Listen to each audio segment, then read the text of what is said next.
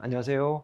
국어를 도식화와 구조화로 쉽게 설명하는 전설 김상형입니다. 여러분, 자, 2022년 법원직 국어 시험 문제 해설 시작하겠습니다. 여러분, 지금 시점이요. 시험이 끝난 지가 좀 꽤 된 시점이죠. 그죠? 그래서 이 강의를 통해서 뭐 정답이 뭐고 정답의 해설에 치우치기보다는 앞으로 이 법원직 시험을 어떻게 대비할 것인가에 대해서 초점을 맞춰서 제가 설명, 해설 강의를 하도록 하겠습니다. 여러분. 자, 여러분, 개인차가 있겠지만 이 법원직 국어 문제 어떻게 푸셨어요? 제가 풀어본 바로는 정말 열심히 공부해도 도저히 풀 수 없는 그런 지엽적인 내용은 없었습니다. 여러분. 그런 내용이 나오면 열심히 공부한 수험생들한테는 손해잖아요. 그런 내용 없었고요. 또 비문학 독해나 문학에서 상당히 난도가 높은 고난도의 지문도 발견되지 않았습니다. 여러분.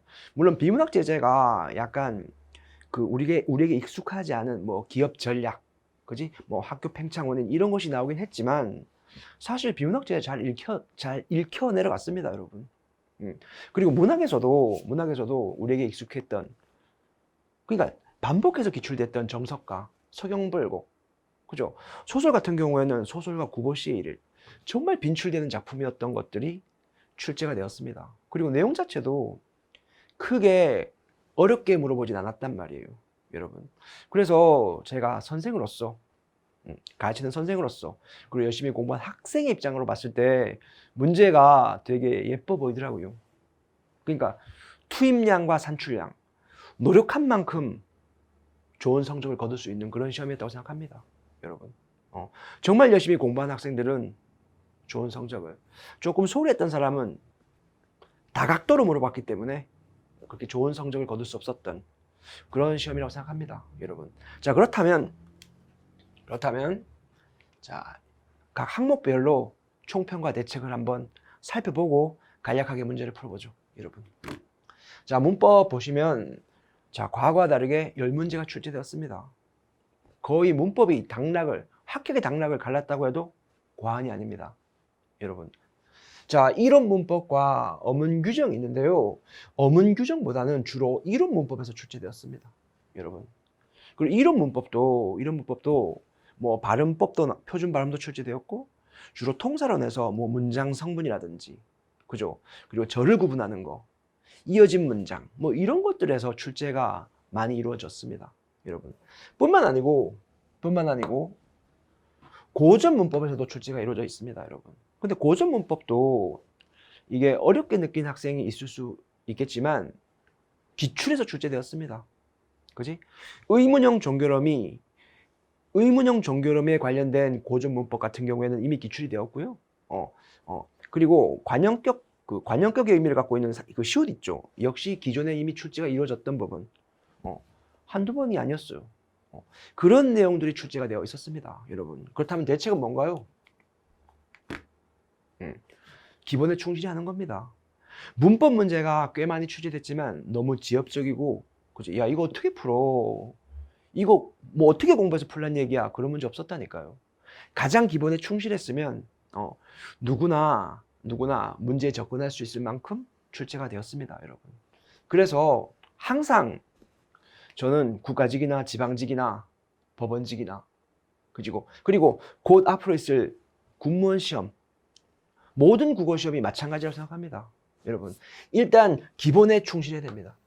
기본 핵심 개념에 충실하셔야 됩니다. 특히나 시험에 자주 출제되었던 부분을 위주로 해서 많은 반복적 학습이 이루어져야 되죠. 그죠? 그런 다음에 둘째, 이 법원직의 내용을 보니까요. 그 어문 규정 같이 다양한 암기가 필요한 내용, 그런 것보다는 문법 능력을 기르는 것이 중요합니다. 문장 성분 파악하기, 절 구분하기, 그죠? 뭐 이어진 문장, 뭐 이런 것들, 문법적 능력을 기르는 것이 지금 2022년 출제된 문제를 기준으로 했을 때 암기보다는 문법적 능력을 키우는 것이 훨씬 더 앞으로 있을 문법 시험에서 좋은 성적을 기대할 수 있을 것 같습니다, 여러분. 그리고 역시 기출 문제에서 많이 나왔습니다, 여러분. 자, 기본에 충실하고 문법 능력을 길러서 정말 많은 다양한 기출문제를 공부하셔서 시험장에 가져가시면 관련해서 시험에 나올 것입니다. 틀림없이 내년에도 뭐 지금 같은 그 출제 경향을 유지한다면 뭐 확 바뀌진 않을 거 아닙니까? 그지? 문법 문제 이런 식으로 해결할 수 있을 것입니다, 여러분. 그 다음 두 번째, 문학 총평. 문학이 총 8문제가 출제되었습니다. 출제되었는데 보시는 것처럼 낯선 문학의 흔적이 보이지 않아요. 대부분 반복 기출됐던 핵심 작품, 주요 작품이 출제되었습니다, 여러분. 솔직히 고전시가 공부하면서 설마 서경별곡, 정석가를 공부하지 않은 학생이 있을까요? 어떤 선생님이라도 중요하게 다뤘을 텐데. 그쵸? 그죠? 소설가 구보씨의 일위를 언급하지 않은 사람이 있겠습니까? 불과 최근까지 기출됐던 작품입니다, 여러분. 설마 정지용의 향수를 모르나요?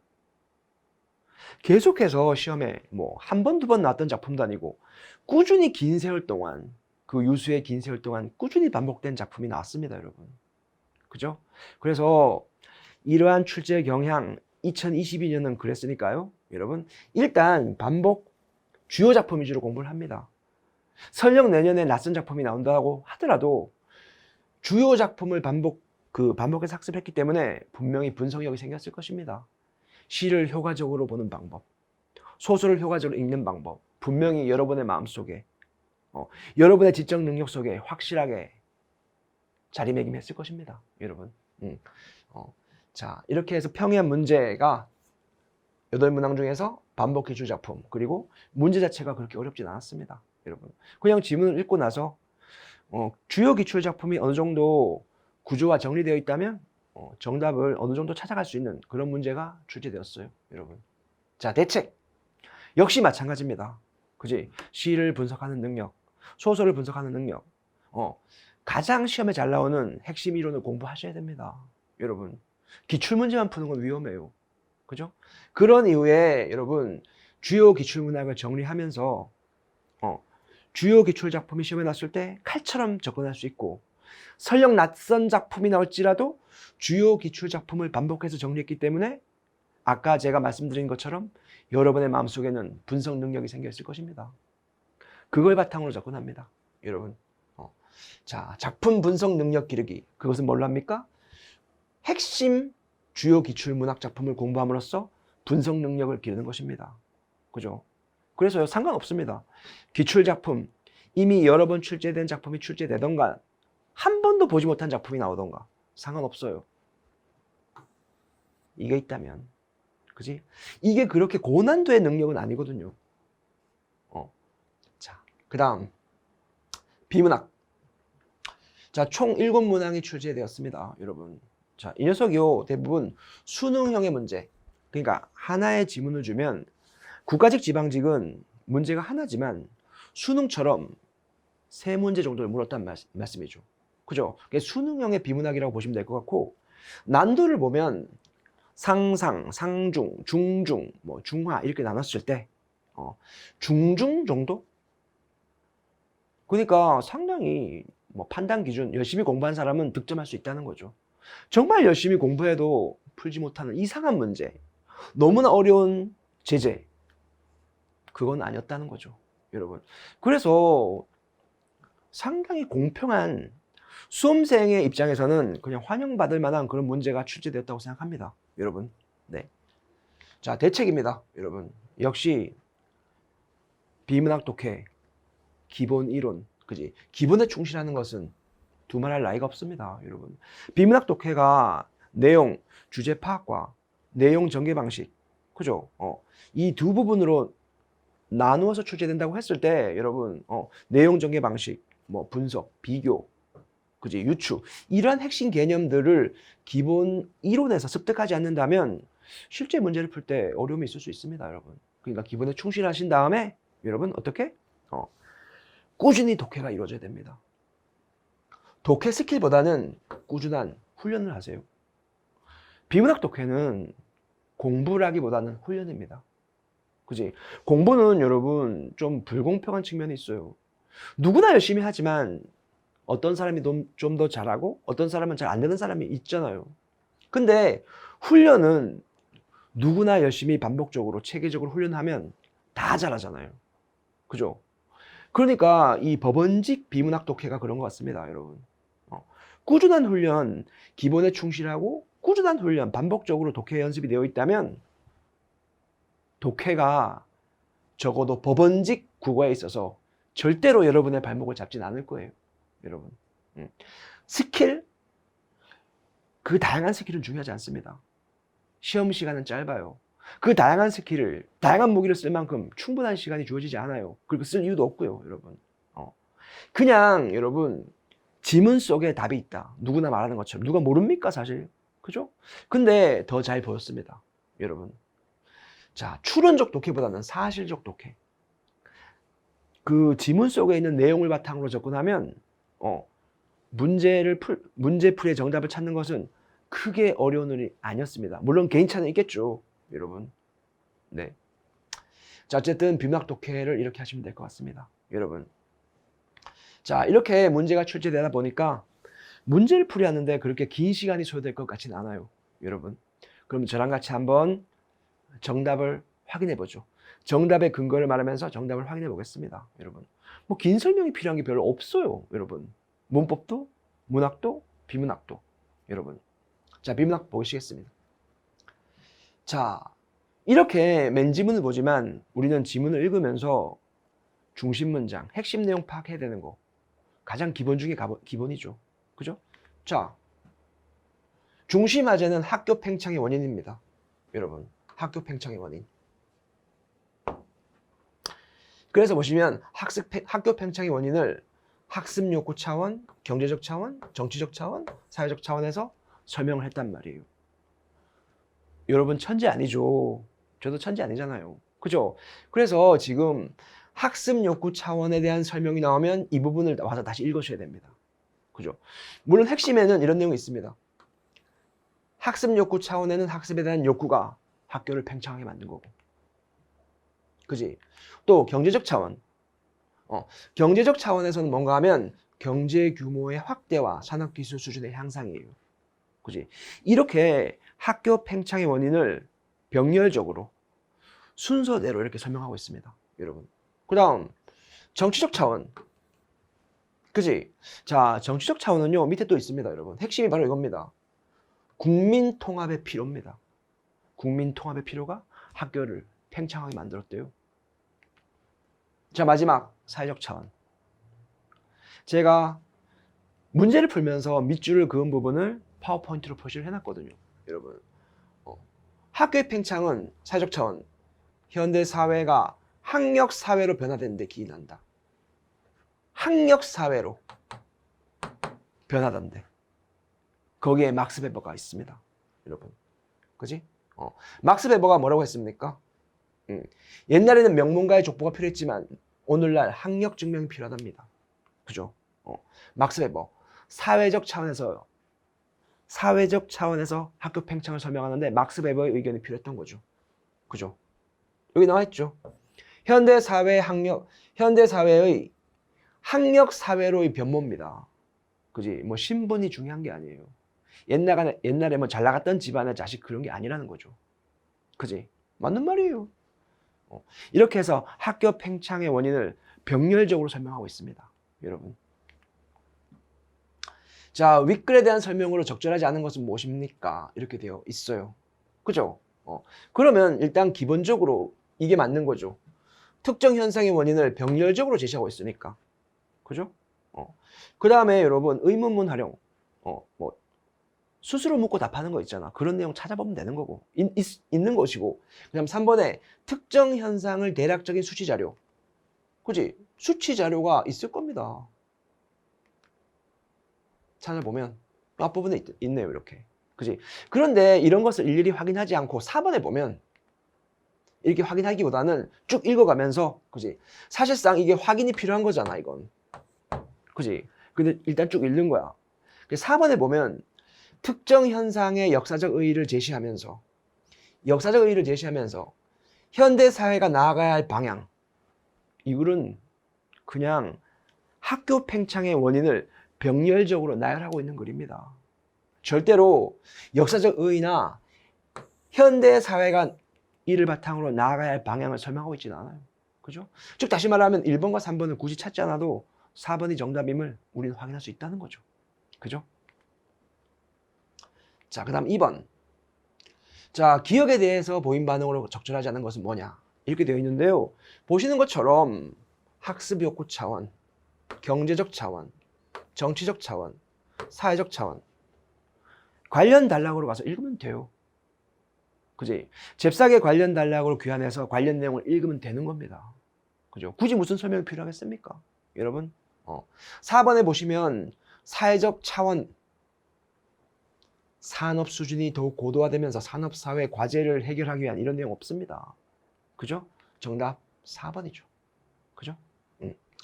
그 다음, 막스 베버와 AB의 견해를 비교했습니다.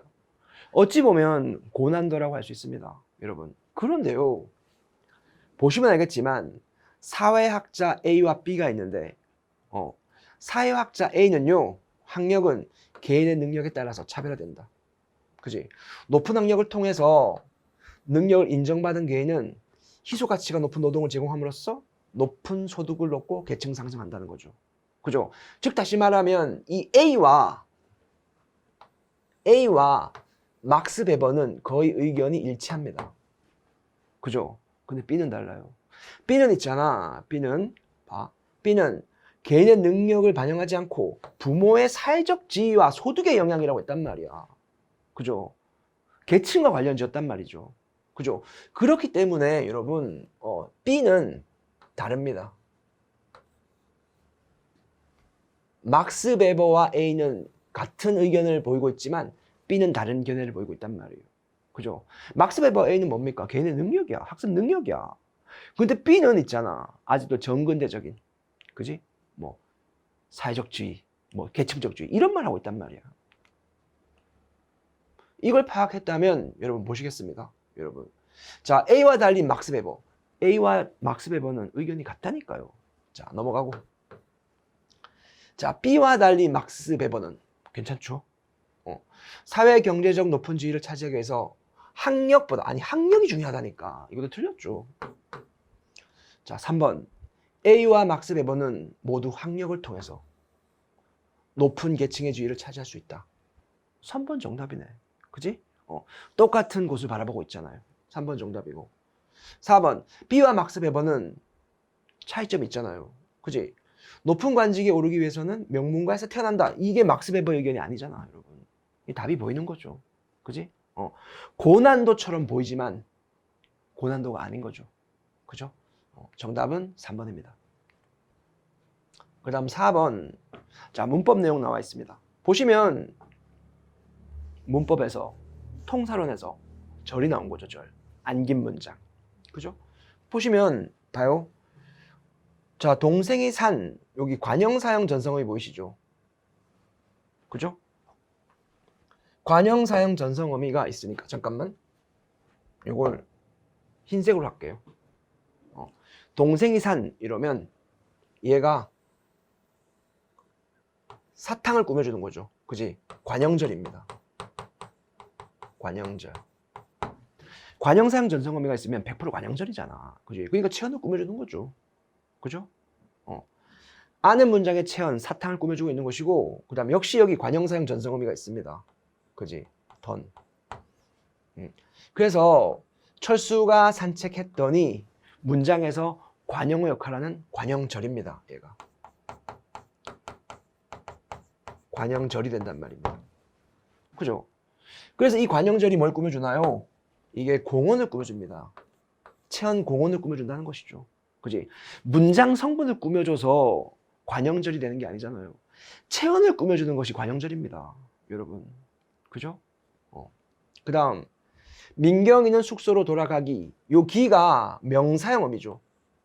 그죠? 즉 다시 말하면 요 이만큼 있잖아요. 숙소로 돌아가기 이 녀석이 명사 역할을 하는 명사절입니다.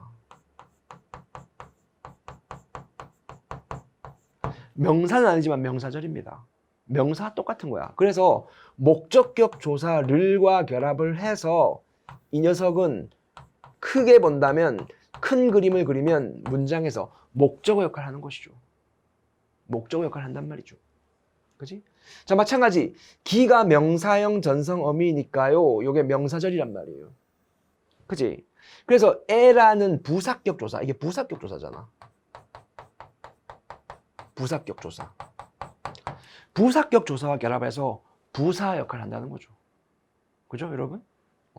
부사격 조사와 결합을 해서 학교에 가기에는 부사어가 되는 겁니다. 부사어 역할을 하는 거죠. 그죠? 학교에 가기는 명사절이고 애가 결합하면 부사어가 됩니다. 그지? 숙소로 돌아가기는 명사절이고 르이 붙어서 목적어가 되는 거. 그죠? 네. 자, 적절하지 않은 것은 무엇입니까? 이렇게 되어 있습니다. 그죠? 기억, 아는 문장의 목적어를 수식하는 관형절이다. 그지? 아는 문장의 목적어, 사탕을 수식하는 관형절. 괜찮고. 니은, 아는 문장의 주어를 수식하는 부사절이다. 관형절이라니까요. 관형사형 전성어미가 있으면 100% 관형절이죠. 그죠? 그리고 주어를 수식해서 관형절이 아니고 체언을 꾸며줬기 때문에 공언이라는 이 체언을 꾸며줬기 때문에 관형절이 되는 거죠. 그래서 여러분 지금 2번이 틀렸습니다. 여러분. 자, 3번은 제가 설명한 것과 똑같아요. 여러분. 자, 조사 를과 결합해서 목적으로 쓰이고 있고요. 그 다음 리을, 명사절 리을은 에와 결합을 해서 부사어로 쓰이고 있다고요. 그겁니다. 그냥 가장 기본에 충실한 내용이었고, 그 다음 비문학 독해 5번에서 8번 문제 보겠습니다. 여러분. 자, 이 내용을 보시면 이게 문제를 막 되게 세세하고 섬세하게 살피면 되게 어렵습니다. 근데 이 내용을 있잖아요. 그 주제문을 바탕으로 해서 응축해버리면 별로 어렵진 않습니다. 여러분. 그러니까 이 글은, 자, 보십시오. 제가 문제를 풀면서 체크한 부분을 파워포인트로 옮겨 놓은 건데요. 기업 전략에 대한 글입니다. 기업 전략. 그지? 기업 전략에 대한 글인데, 이 기업 전략은 이 글에 이렇게 나와 있습니다. 참여할 사업을 결정하는 것이라고. 처음에 나오는 개념은 중요해요. 비문학 독해에서. 그지? 참여할 사업을 결정하는 것이야. 그지? 그러면서 이 기업 전략의 구체적인 예를 들었습니다. 예시가 있는 거죠. 그지? 그 예시로 바로 든 것이 바로 뭔가 하면 기업의 다각화 전략입니다. 기업의 전략 중에서 기업의 다각화 전략을 말한 거죠. 그죠? 그리고 이 기업의 다각화 전략은 어떻게? 관련 다각화와 비관련 다각화로 나눴습니다, 여러분. 그러면서 대략적인 수치를 제시하고 했죠. 자, 다시 여기서 잠깐만요. 중심화되는 기업 전략입니다. 그리고 기업 전략을 설명하기 위해서 구체적인 예로 기업 다각화 전략을 들었습니다, 여러분.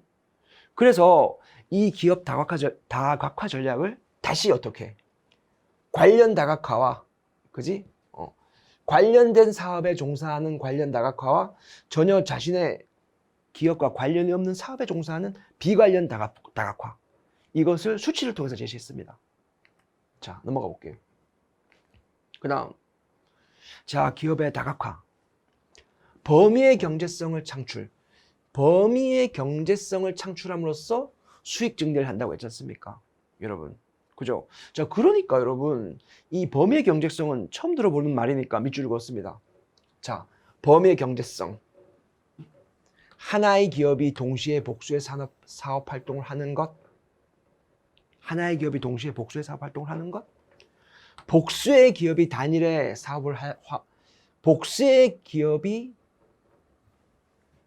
사업 활동을 하는 것보다 총비용이 적고 효율적이라는 것이죠. 그지?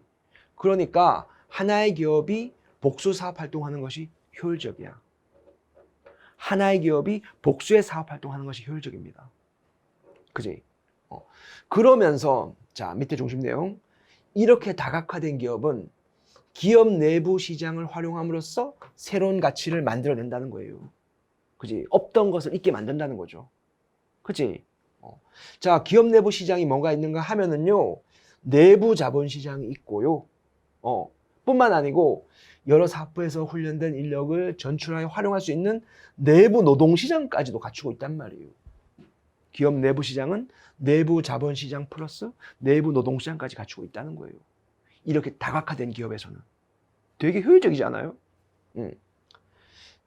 자, 여러분, 새로운 인력을 채용해서 교육시키는데 많은 시간과 비용이 들어감을 고려한다면 다각화된 기업은 신규 기업에 비해서 훨씬 우월한 위치에 놓이는 건 두말할 나위가 없습니다. 왜? 이미 신규 기업보다 새로운 가치를 창출할 수 있는 내부 자본 시장, 내부 노동 시장을 이미 훌륭하게 갖췄기 때문이잖아. 그죠? 그러니까 신규 기업보다는 훨씬 다각화된 기업은 우월한 위치에 놓이는 거죠. 자, 마지막.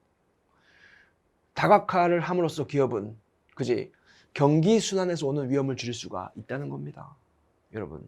근데 문제가 나왔으니까 바로 관련해서 풀어볼게요. 자, 이렇게 빈칸 추론은 맥락으로 푸는 거잖아. 맞죠? 그러니까 봐요. 예를 들어서 잘 읽어보십시다. 자, 기업의 주력 산업이에요.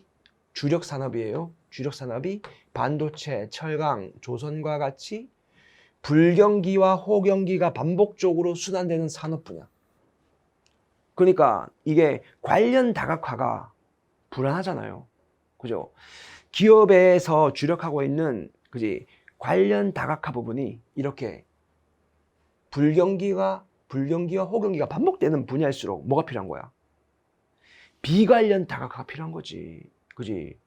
관련 다각화가 불황일 때 비관련 다각화가 호황을 누릴 수 있으니까요. 그죠? 그래서 비관련 분야의 다각화를 함으로써 경기가 불안정할 때도 자금의 순환의 안정성을 비교적 확보할 수 있게 되는 거죠. 맞죠? 그래서 A는 비관련, B는 확보가 맞습니다. 그래서요, 이렇게 1번 비관련 확보임을 우리는 충분히 파악할 수 있고, 그 다음 5번 문제로 가보겠습니다. 여러분, 5번 문제. 자, 윗글에 대한 설명으로 가장 적절한 것은 무엇입니까? 그지? 지금 계속 얘기하고 있는 게 뭡니까? 자, 본문을 와서 기업 전략. 핵심 내용 보시죠. 기업 전략. 자, 기업 전략의 구체적인 예, 기업 다각화 전략. 기업 다각화 전략은 뭐가 있어? 비관련 다각화와 관련 다각화. 그죠? 그렇게 해서 이렇게 설명을 쭉 해나가는 것이죠, 여러분. 그러면 가장 적절한 것은 무엇입니까? 지금 특정 개념을 제시한 후에 기업의 관련 다각화에 대한 그 특정 기업에 대한 구체적인 예를 통해서 기업의 관련 다각화를 설명하고 있지 않습니까? 그지? 그러니까 3번이죠. 특정 개념의 구체적인 예를 제시한 후에 여기에 해당하는 내용을 상세하게 설명하고 있다. 그지? 관련 다각화가 있는데 비관련 다각화가 있고 관련 다각화가 있다. 그지? 다각화 기업은 신규 기업보다도 훨씬 더 우월한 위치에 있다. 왜? 내부 자본 시장과 내부 노동 시장을 갖고 있으니까 뭐 이렇게요. 그지? 자, 그래서 정답은 3번이 되고 6번은 했고 7번 윗글에 대한 이해로 가장 적절한 것은 무엇입니까? 아까 범의 경제성에 대해서 말씀드렸죠. 그죠? 범의 경제성. 제가 밑줄 긋고 읽었잖아요. 그죠? 하나의 기업이 다양한 사업을 벌이는 것이 효율적입니다. 그죠? 근데 비효율적이래. 이게 틀렸죠. 그지? 그 다음 2번 다각화된 기업은 여러 사업부에서 나오는 자금을 통합해서 활용할 수 있죠. 자금 사업부가 있는데요. 그죠? 내부 자본시장이 있는데. 그 다음 3번 신규 기업은 새로운 인력을 채용하고 교육하는 것에 부담이 있습니다. 뭐에 비해서? 다각화 기업에 비해서. 다각화 기업은 이미 뭐가 있다고요? 또 관련 부분 가볼까요? 이게 비교적 독해가 좀 길어서요. 다각화된 기업은 기업 내부 시장을 활용하고 있단 말이에요. 그지? 그게 바로 뭔가요? 내부 자본 시장, 내부 노동 시장입니다. 이 새까만 게 답의 근거가 되는 거죠. 읽어볼까? 여러분. 새로운 인력을 채용해서 교육시키는데 많은 시간과 비용이 들어감을 고려하면 다각화된 기업은 신규 기업에 비해서 훨씬 더 우월한 위치에 있단 말이다. 이거죠. 그죠? 그래서 정답은 3번이 됩니다. 여러분. 그다음 8번 보겠습니다. 여러분. 자, 사전적 의미로 적절하지 않은 것은 창출입니다. 여러분. 그지? 디귿의 설명은 어울리지 않고요. 그다음 9번 문제 문법이 나왔습니다. 여러분. 이 문제에 대해서 제가 드리고 싶은 말씀이 제가 이 초반에 설명했던 것처럼 이게 여러 번 기출이 나왔습니다. 여러분. 그래서 제가 그 기출문제를 풀면서 설명했던 게 기억이 납니다. 의문의 보조사. 자, 여기 보십시오. 이렇게 의문사가 있잖아요. 그래서 제가 이렇게 했어요. 여러분, 의문의 사고 이렇게 해보라고 했었거든요. 의문사, 의문의 보조사가 있으면 고로 끝납니다. 근데 의문의 보조사가 없으면 가로 끝납니다. 여러분. 그리고 너 말이야. 2인칭일 때 있잖아요. 2인칭. 2인칭일 때는 이렇게 는다. 이런 걸 사용한다는 거죠. 그지? 그리고 이 네 번째는 그렇게 많이 기출된 건 아닙니다. 그지? 헤라체 상대 높임 등급에서 설명 의문문. 설명 의문문은 의문의 보조사 있으죠. 의문의 보조사. 뭐 언제, 어디서, 무엇 이런 거. 그지? 그런 것이 있어도 요를 쓴다는 거죠. 그죠? 그래서 보시면 여기 자 보기를 잠깐 보십시오. 자, 이 딸이 너희 종가, 너희 종인가? 이렇게. 지금 의문에 지금 여기서 말한 지금 의문 보조사가 없지 않습니까? 그죠? 그러니까 가가 되는 거야. 가. 그지? 네가 얻는 약 무엇? 의문의 보조사 있죠. 그지? 의문 보조사 있으니까 어떻게? 고를 쓴 거고요. 그지? 자, 네가 믿느냐 아니 믿느냐? 네, 이게 바로 뭔가요? 2인칭이잖아요. 그죠? 2인칭. 자, 2인칭이니까 는다를 쓴 것이고. 그죠? 자, 마지막으로 지금 의문의 보조사가 있으니까 의문의 사고니까 고를 써야 되지만 어떻게? 헤라체 상대 높임 등급. 그지? 자, 구라제가 이제 어디 있느냐? 헤라체 상대 높임 등급이기 때문에 요를 쓴 거란 말이죠. 그지? 기출문제의 기인에서 풀면 크게 어려울 것이 없었습니다. 여러분. 그지? 자, 그래서 여러분 제 설명대로 정답은 4번. 판정 의문문이기 때문이 아닙니다. 지금 앞에 설명이 나와 있지 않습니까? 여러분. 헤라체 상대 높임 등급이어서 그래서 요를 쓴 겁니다. 그지? 자, 그 다음 내용. 자, 고전시간인데요, 여러분. 고전시가. 지금 앞부분에 서경별곡 있고, 그지? 지금 뒷부분에는 정석가가 있습니다, 여러분. 그래서 이것을 사실상 한번 해석을 해야죠, 여러분. 네. 한번 해석을 간단하게 해볼게요, 제가. 자, 먼저 가부터 보겠습니다. 서경이 아질가 서경이, 이거 아질가는 용구입니다. 여러분, 서경이 소리지만은 두어렁성 다렁들이 영구 해석하지 않을게요, 여러분. 악기소리야.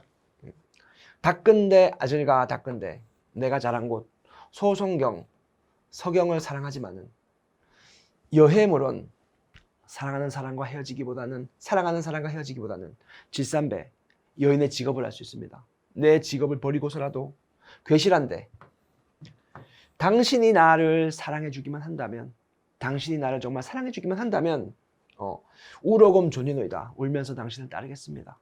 이렇게 되는 거죠. 그지? 그래서 이걸 여러분 구조하면 이렇습니다. 시적 대상은 여인이고요. 아니, 시적 화자는 여인이고요. 시적 대상은 사랑하는 사람입니다. 그죠? 그런데 이 두 사람이 헤어지려 합니다. 이별의 상황에 있는 거죠. 그지? 하지만 이 여인은 어떻게? 이별을 거부합니다. 오히려 뭐해요? 오히려 사랑의 어떤 의지를 보여줍니다. 그지?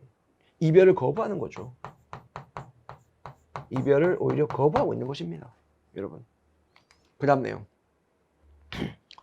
자, 구슬이 바위에 떨어진들 끈이야 끊어지겠습니까? 끈은 끊어지지 않습니다. 그지? 천년을 외로이 살아간들 신이야 끊어지겠습니까? 당신을 향한 나의 믿음, 사랑이죠. 자, 신하고 똑같은 것은 끈이에요, 끈. 그지? 끊어지지 않습니다. 제 사랑 변하지 않아요. 똑같습니다, 여러분. 똑같아요. 자, 사랑하는 사람과 이별의 상황에 놓인 여인이 어떻게? 이별을 거부하면서 사랑의 의지, 사랑의 맹세를 하고 있는 것입니다. 그지? 사랑의 강력한 의지를 보여주고 있는 것이죠. 저는 당신과 헤어질 수 없습니다. 그죠? 이때 사용한 주된 표현 방식이 뭔가요? 사랑을 끈에 표현했잖아. 그지? 비유가 있고요. 또 구슬이 바위에 떨어진들 끈이야 끊어지겠습니까? 천년을 헤어져 살아간들 사랑이야. 사랑이 변하겠습니까? 그죠? 서리법이잖아요.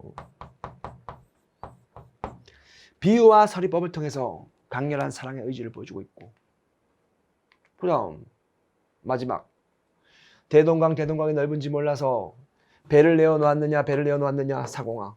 그럼 사공이 배를 내어놓지. 그죠? 니각시가 아지가 니각시가 럼난지 바람이 난지 몰라서, 그지? 바람이 난지 몰라서 떠나는 배에 얹었느냐. 사공을 어떻게? 사공을 모함하는 거야. 사공의 아내를, 사공의 아내가 무슨 죄가 있습니까? 그죠? 진짜 화풀이 하는 것입니다. 자, 그 다음 대동강 건너편 꽃을, 이게 다른 여자입니다. 사랑하는 사람이 바람을 피울 다른 여자입니다. 배 타들면 아질가, 배 타고 내리면 너는 꺾을 것이다. 너는 바람을 필 것이다. 너란 인간은 바람을 필 거야. 절대 헤어질 수 없어. 자, 구조화 시켜볼게요. 간단하죠? 자, 배를 그립니다, 여러분. 여기에 사공이 있고 사랑하는 사람이 타고 있습니다, 여러분. 그지? 자, 사공 같은 경우에는 부정의 정서 보이고 있습니다. 네가 왜 태우고 가? 우리 님을 왜 태우고 가냐고 이러면서, 그지? 모함하고 있습니다. 모함. 그 다음 두 번째, 사랑하는 사람에 대해서는 역시 좋은 감정 안 보여줍니다. 너는 있잖아, 배 타고 가면 내리는 순간 딴 여자 만날 거잖아. 대동강 건너편 꽃을 꺾을 거잖아. 그치? 이렇게 하면서 역시 불신하는 모습. 그치? 불신하는 모습을 보여줍니다. 그래서 시적 화자가 상당히 어떻게 진취적이에요. 순종적인 전통적인 여인상이 아닙니다. 그죠? 적극적인 여자입니다. 이별을 거부합니다. 적극적으로. 그죠? 이렇게 볼 수 있겠죠, 여러분. 그 다음 정석가입니다, 여러분. 정석가는요, 정석가도 해석을 한번 해볼게요, 여러분. 징하도라 당금의 개샹이다. 임금님이 계십니다. 징여 도리어 당금의 개샹이다.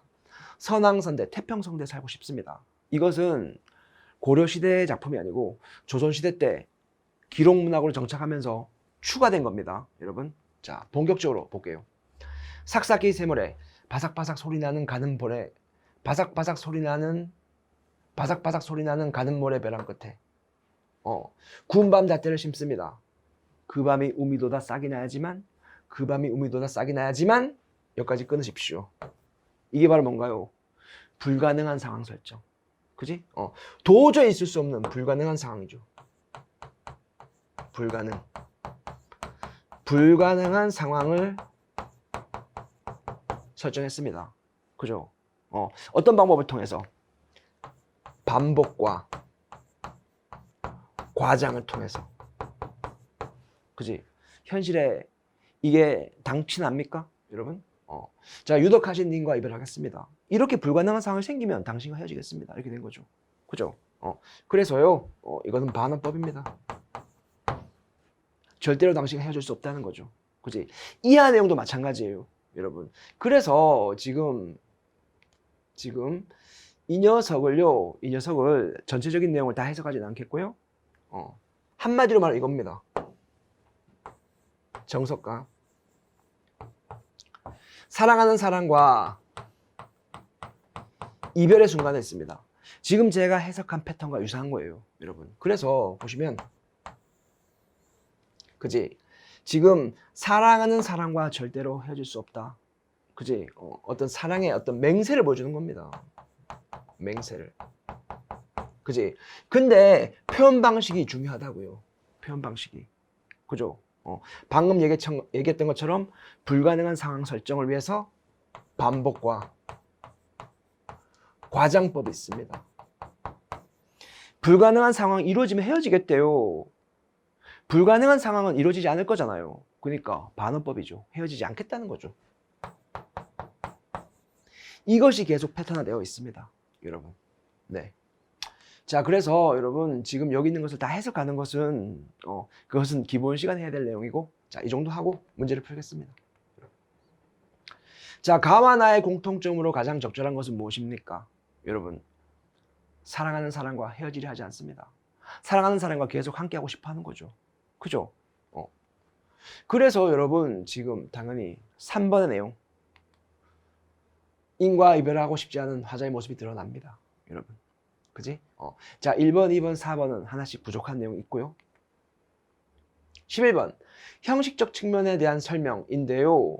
여러분, 고려가요는 3원보입니다.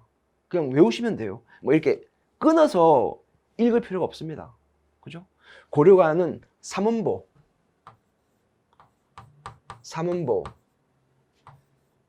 332조. 그지? 가끔가다 AABA. 이런 것이 고려가요죠. 물론 고정되어 있었던 건 아닙니다. 그 당시 대세의 큰 흐름이었던 거예요. 근데 사음보라고 했으니까 이건 대부분 틀린 거죠. 그지? 그래서 4번이 틀렸습니다. 나머지, 자, 그 악기 소리와 관련된 영구, 고려가요의 특징이고, 그지? 서류적 표현, 끊이야 끊어지겠습니까?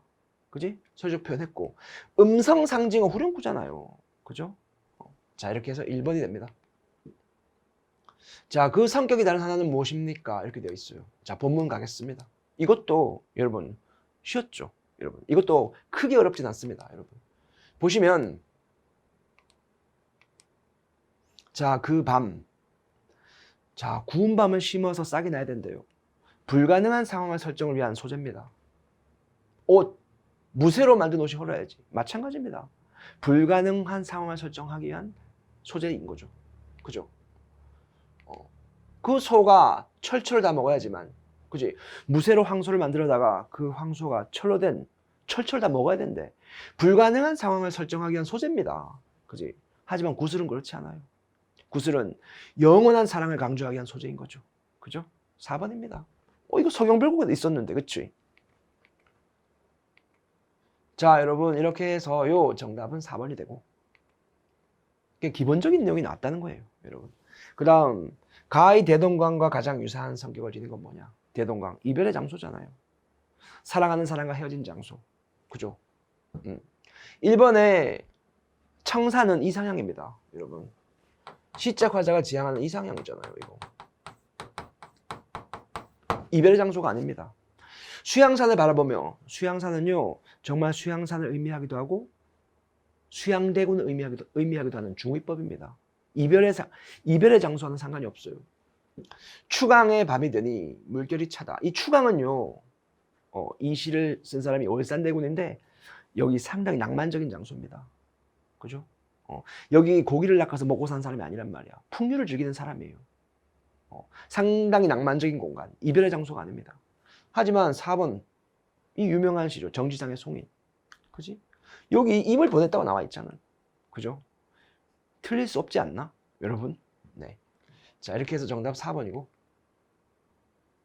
그 다음 또 문법이 나와 있습니다. 여러분, 옳지 않은 것은 무엇인가요? 이렇게 돼 있죠.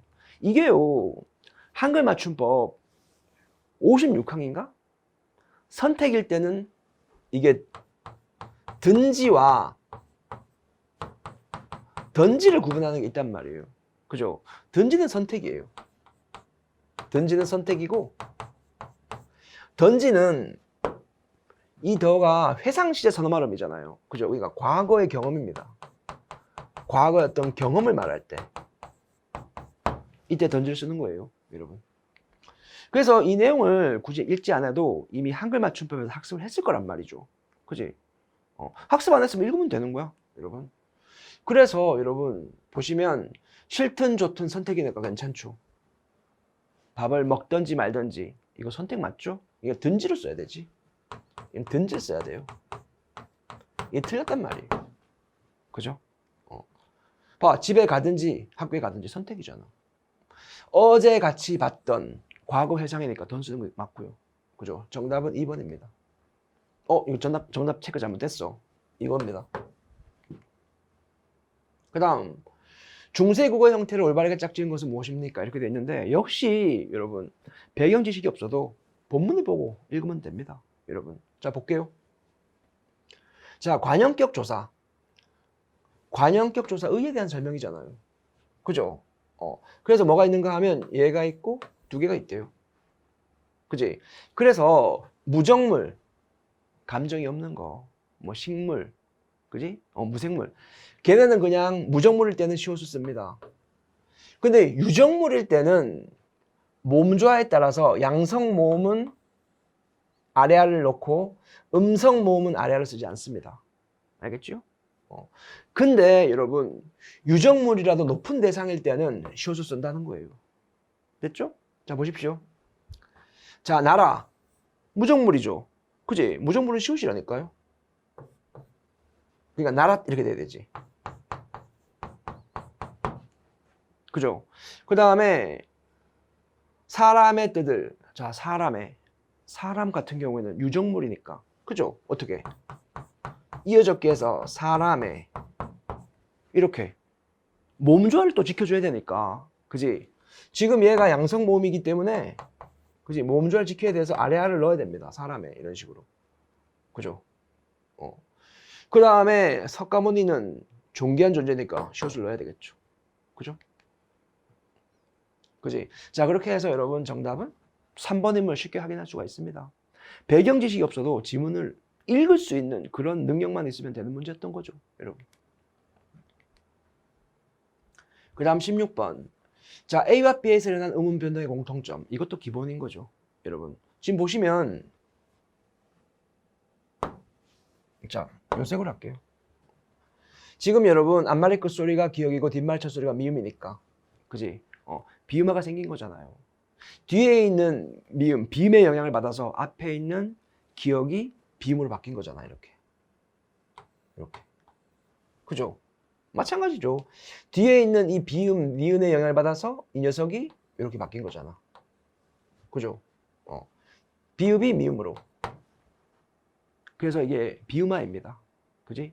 뒤에 있는 자음, 비음, 발음 방법에 이 비음은 발음 방법에 따른 분류이잖아요. 그죠? 이 비음의 영향을 받아서 앞에 있는 자음이 비음으로 바뀐 거죠. 그지? 그럼 역시 마찬가지. 뒤에 있는 유음의 영향을 받아서 앞에 있는 니은이 이렇게 유음화된 거죠. 그지?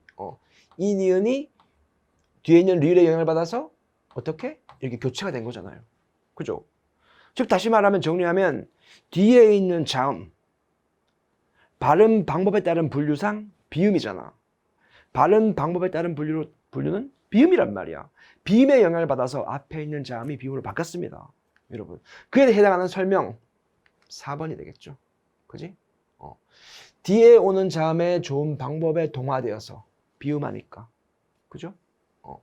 비음화 또는 유음. 지금 리을 같은 경우 유음. 역시 유음과 비음은 좋은 방법에 따른 분류니까. 그지? 좋은 방법에 동화되는 음운 변동이다 라고 됩니다. 자, A는 비음화, B는 유음화. 좋은 방법에 따른 분류가 되는 거죠. 그 다음 17번입니다. 자, 인용절에 대한 설명, 적절하지 않은 것은 무엇입니까? 이렇게 되어 있는데요. 자, 인용절에는 이렇게 접속조사가 아니고 인용을 뜻하는 직접 인용의 격조사, 그지? 간접 인용의 격조사라고 고가 쓰이는 거죠. 그죠? 근데 여러분 지금 선택지를 보면 1번 볼게요. 직접 인용절에서 사용된 명령형 종결 어미가 간접 인용절에서는 직접 명령으로 쓰면 안 되죠.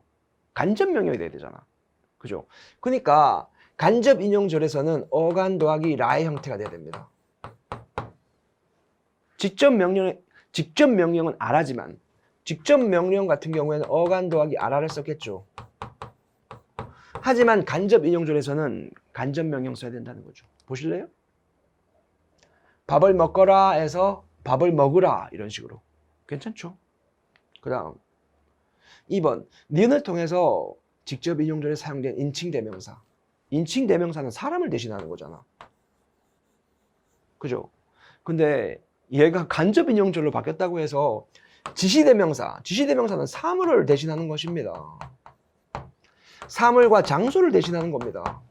바뀔 이유가 없잖아요. 어찌 사람이 사물로 바뀝니까? 장소로 바뀝니까? 말도 안 되는 설명이었던 거죠. 그죠? 그래서 2번을 체크할 수가 있습니다. 여러분. 자, 3번과 4번도 자, 맞는 설명 2번이 정답입니다. 여러분. 다음 문장에 대한 설명으로 적절하지 않은 것은 뭐냐? 이렇게 되어 있는데요. 자, 이거 한번 해볼게요. 이런 식의 스타일이 국가직이나 지방직에서는 많이 보이지 않았는데 법원직이 나오네요. 자, 해볼게요. 자, 자립형태소 제가 동그라미 쳐볼게요. 눈, 단독으로 사용했을 때 의미 전달이 가능한 거죠. 그 다음에 발, 자국, 자리, 꽃, 그죠? 이렇게 해서 5개가 맞습니다. 여러분. 자, 그렇다면 이 녹다의 녹은 자립형태소가 아니죠. 어가는 자립형태소가 아닙니다. 어가는 실질 형태소는 맞지만 자립형태소는 아니에요. 단독으로 사용하면 의미 전달이 안 된단 말이에요. 5개 맞아요. 그 다음 이번엔 지우개를 갖고 와서 좀 지우고, 그 다음 의존 형태소의 빨간 거. 자, 의존 형태소 볼게요. 자, 요게 의존 형태소죠. 조사, 어미, 접사가 의존 형태소입니다. 조사, 접사, 어미, 어간이 의존 형태소입니다. 여러분 아시겠죠? 그래서 조사, 어간, 어미, 의가 매개 모음이긴 하지만 형태소로 처리 안 됩니다, 여러분.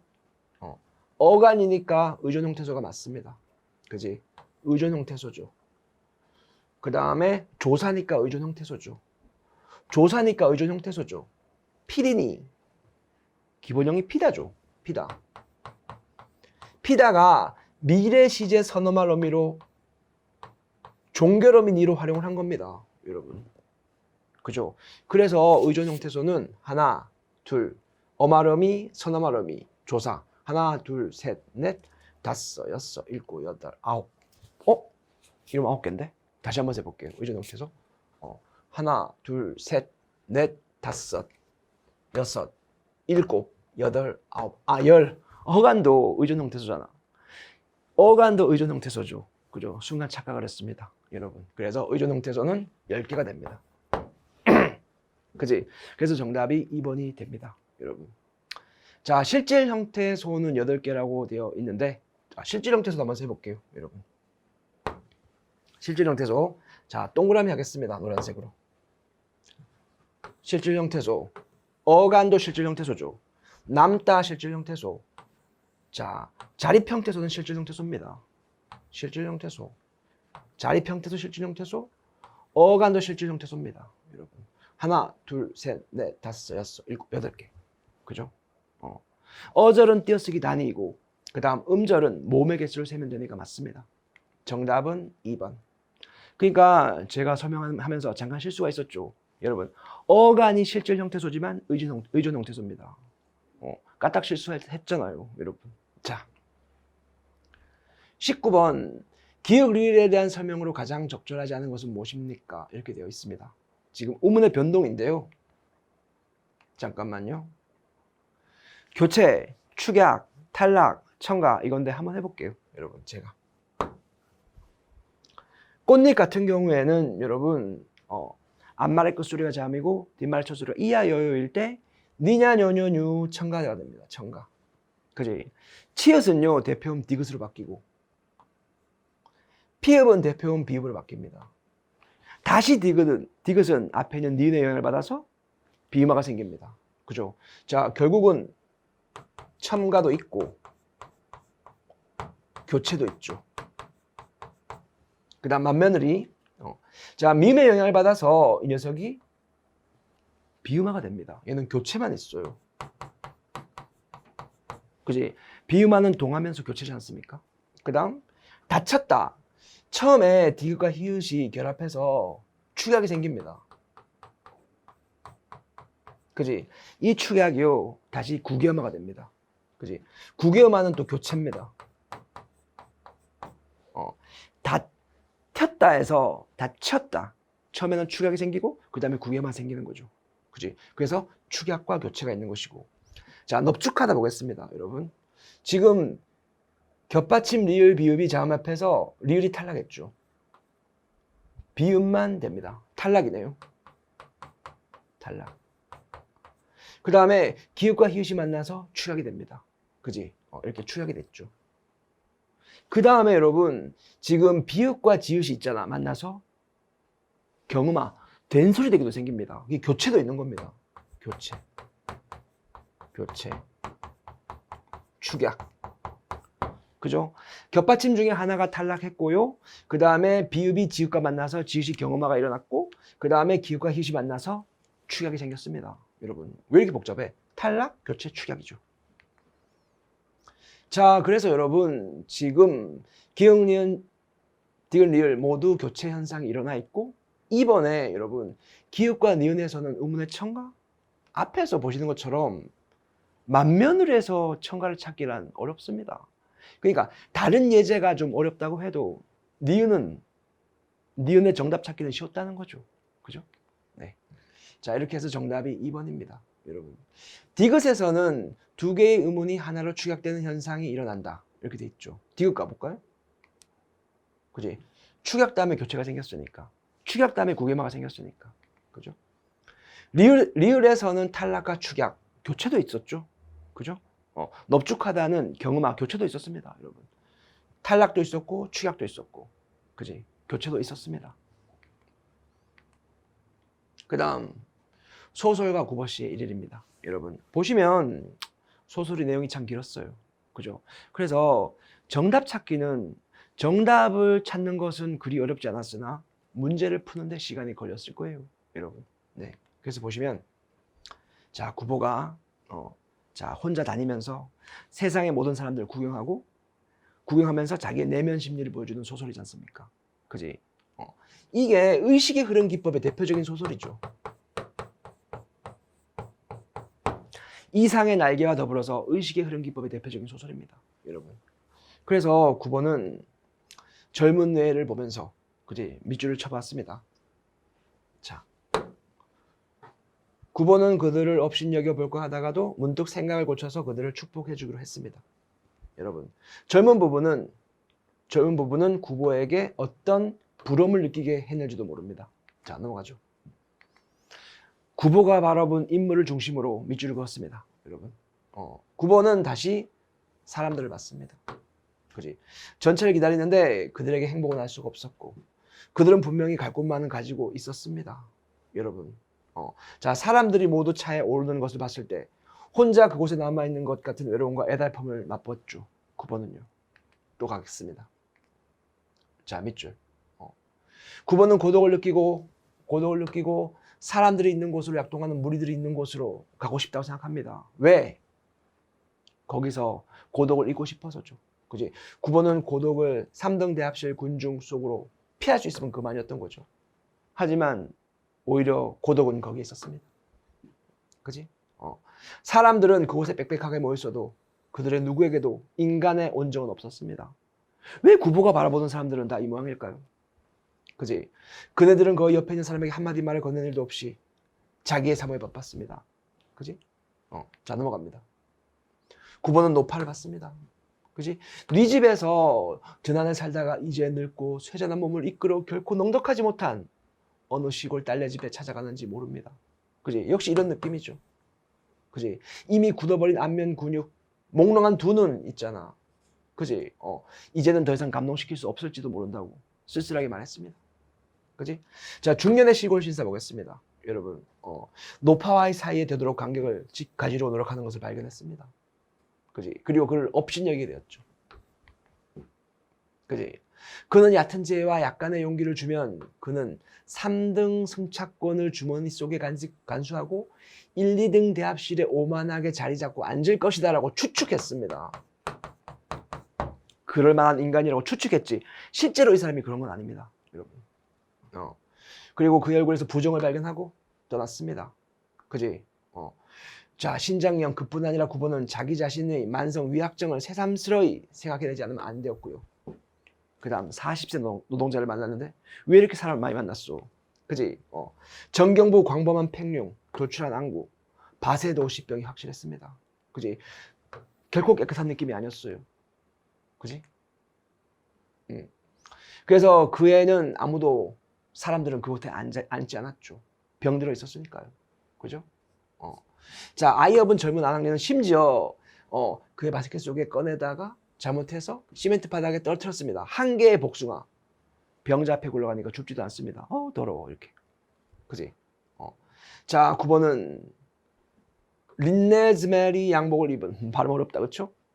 그 온갖 사람에게 의욕을 갖는 두 눈을 발견했을 때 다시 우울해졌습니다. 그지? 그러면서 우울해하면서 떠났습니다. 여러분. 자, 윗글에 대한 설명으로 가장 적절한 것은 무엇입니까? 그지? 지금 있잖아. 9번은 서울을 여행하면서 사람들을 보면서 자기가 느낀 내면 심리를 보여주고 있습니다. 여러분. 어떤 내적 갈등이 있지 않습니다. 우스꽝스럽지도 않아요. 우스꽝스럽지 않습니다. 갈등이 부각된 것도 아닙니다. 그지? 대화 장면이 자세하고 빈번하지도 않아요. 그지? 의식의 흐름 기법을 떠올리셨다면, 그지? 내면 심리를 중심으로 이야기가 전개되고 있다는 거. 제가 좀 길게 읽긴 했죠, 여러분. 그 다음, 윗글에 대한 이해로 가장 적절한 것은 무엇입니까? 라고 되어 있는데요. 이거는 하나하나 확인을 했어야 됐어요. 그죠? 그랬기 때문에 여러분 정답을 맞았을지언정 시간은 좀 뺏겼을 겁니다. 정답은 1번입니다. 노파의 가난하고 고된 삶을 상상해보며 그녀의 생기 없는 외양에 대해서 생각을 했었던 거 제가 읽었었죠. 다시 한번 확인을 하셨어야 됩니다. 여러분 한번 가볼게요. 정답이니까. 그래도 이게 노파, 그지? 지금 이 부분 이미 굳어버린 안면 근육, 펴질 턱이 없었고 몽롱한 두 눈, 맞죠? 그래서요. 자, 노파의 가난하고 고된 삶을 상상하면서 생기 없는 외양을 생각했다. 1번 정답입니다. 그지? 그리고 여러분 2번 같은 경우에는 중년의 시골 신사가 3등 승차권을 가지고 2등 대합실에 자리 잡아 있는 모습을 목격한 적은 없습니다. 그죠? 그 다음 3번 같은 경우에 만성 위학장을 앓고 있는 그 40세, 그지? 가서 앉지 않았고, 그지? 양복 입은 사나이, 생각납니까? 그지? 자, 사람을 불신하는 모습을 보면서 분노하는 내용은 없습니다. 다시 고독감을 느껴서 떠난 거죠. 그죠? 자, 정답은 1번이었고, 22번. 자, 보기를 참고했습니다. 적절하지 않은 것은 무엇입니까? 정답을 찾는 근거가 될 수 있죠. 그지? 30년대 일제강점기 무력한 지식인의 모습입니다. 그지? 그의 눈에 비친 경성의 모습들. 고독하고 우울하고 쓸쓸해 보입니다. 여러분. 자, 그래서 지금 적절하지 않은 것은 무엇입니까? 이렇게 되어 있죠. 그지? 1번. 화신상회에서 9번은 행복해 보이는 가족을 봤습니다. 본 적이 있습니다. 그지? 부러움을 느끼다가 그들을 업신여기려고 했지만 제가 읽으면서 밑줄을 쳐놨었잖아요. 갑니다, 여러분. 좀 길 것 같아요. 앞부분에 있어서 그래도 정답을 찾기에는 대번 정답을 찾았기 때문에 긴 시간이 소요되진 않았을 것입니다. 여러분. 젊은 애, 그죠? 그들을 업신여겨볼까 하다가 문득 생각을 고쳐서 축복해 주기로 했다. 그죠? 그래서 정답이 1번이 됩니다. 의외로 지문이 좀 길었긴 한 것 같아요. 여러분. 그 다음. 자, 보기의 시를 읽고 물음에 답하죠. 23번입니다. 여러분. 자, 보시면, 자, 정주영의 시가 있는데요. 여러분, 이 시를 여러분 읽어보셨죠, 여러분? 저는 구조화 시켜보겠습니다. 여러분. 시적 화자가 지금 고향에 왔어요. 그죠?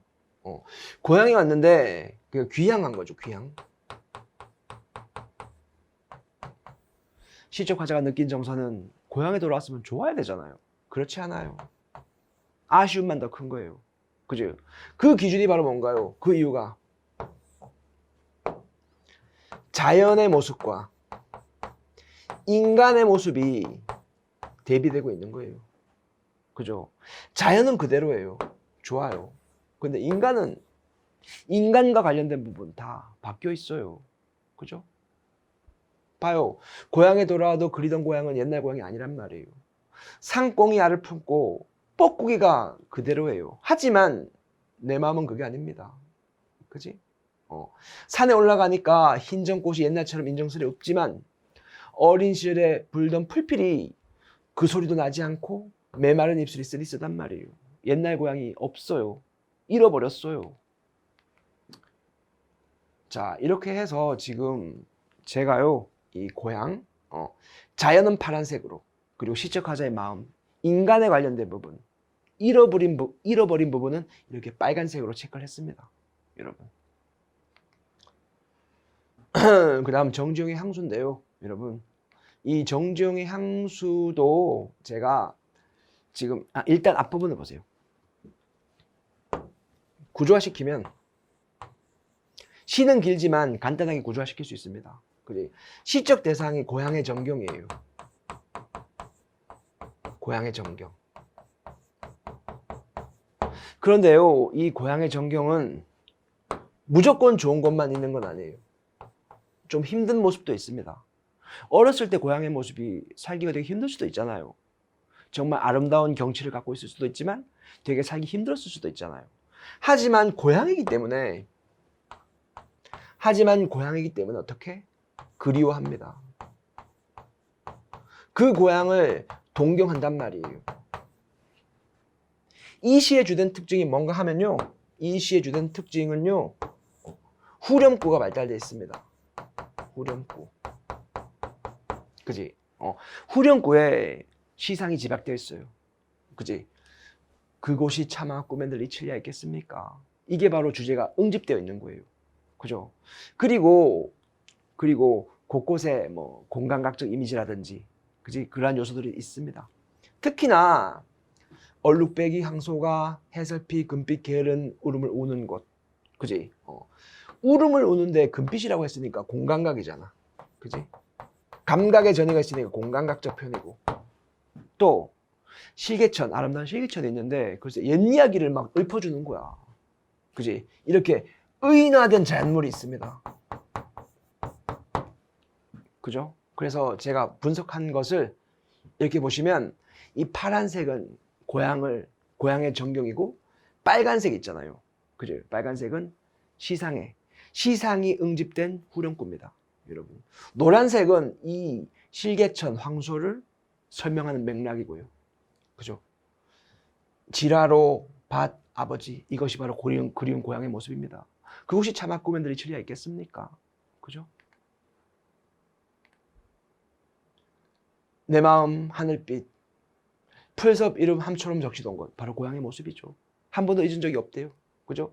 어린 누이와 아내, 그지? 예뻤던 어린 누이와 고생하던 아내가 생각나요. 그죠? 꿈에도 잊은 적이 없대요. 반짝이던 별이 있었고요. 서리까마귀가 울며 지나가는 초라한 지붕이 있었습니다. 하지만 행복하게 도란도란거리던 곳, 그것이 고향이에요. 그죠? 그래서 고향을 동경하고, 어렸을 적 고향을 생각하면서 동경하고 그리워하는 그런 시가 됩니다. 여러분. 자, 비교 감상했습니다. 가장 적절한 것은 무엇입니까? 이렇게. 자, 1번. 자, 보기와 위의시 모두 과거의 추억을 잃어버린 현실을 씁쓸히? 아니요. 정지용의 향수는 그렇지 않습니다. 그죠? 틀렸고. 이 정지용의 시 자체는 그런 내용 없습니다. 그지? 그냥 고향에 대한 어떤 그 풋풋한 고향에 대한 그리움, 동경을 노래한 시입니다. 자, 보기와 달리 위의 시는 고향과의 거리감, 단절감을 드러내고 있다라고 되어 있죠. 그죠? 보기에 있지 않나요? 고향에 대한 거리감과 단절감. 고향에 돌아와도 고향은 옛날 고향이 아니야. 자연은 그대로인데 난 잃어버렸어. 이건 보기 내용이잖아. 그지? 정지용 시가 아니고 보기 내용입니다. 그 다음 3번. 위의 시와 보기 시 모두 자연물에 인격을 부여했다. 이건 의인화잖아. 그러니까 의인화가 있냐 없냐는 거야. 그쵸? 그러면 정지용의 향수는 방금 설명했던 것처럼 옛 이야기 지절되는 실개천의 옛날 이야기를 막 되게 친절하게 읊어주고 있잖아요. 그죠? 그리고 보기의 시에서도 가야지, 여러분.